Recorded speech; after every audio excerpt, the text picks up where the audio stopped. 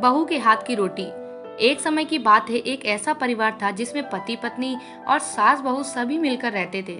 इस कहानी की रोजमर्रा की समस्या थी कि यहाँ के भोजन में स्वाद की कमी आ जाती थी।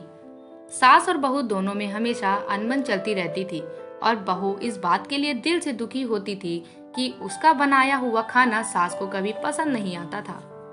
सास हमेशा कहती रहती थी कि ससुराल की आधी रोटी मायके की एक रोटी से अच्छी होती है। इस कहावत के चलते बहू हमेशा निराश होती रहती थी। एक दिन एक मेले में गई सास ने अपनी दोस्त से सुना था कि वह अपनी बहुओं की रोटी प्रशंसा कर रही है। सास ने उनकी ये बात सुनकर उनसे कहा कि आपकी बहू कैसे रोटी बनाती है? मेरी बहू की हाथ की रोटी तो मुझे पसंद ही नहीं आती है।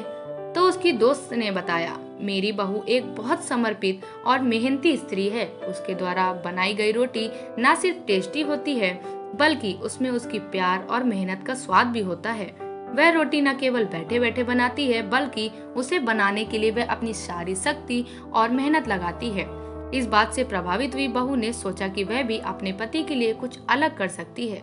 वह घर लौटकर रोटी बनाने की नई तकनीकों का अध्ययन करने लगी और अपनी रोटी बनाने में और समय और मेहनत लगाने लगी।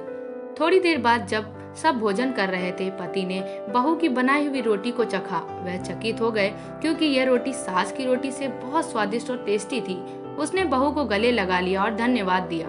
सास भी इस बात से प्रभावित हुई और वह बहू की मेहनत को समझने लगी।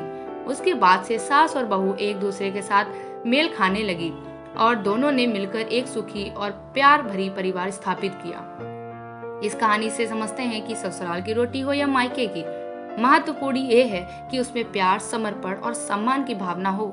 एक सदियों से चली आ रही यह परंपरा आज भी हमें ये बताती है कि एक सुखी और समृद्ध परिवार में सबसे महत्वपूर्ण होता है प्यार, सम्मान का महसूस करना।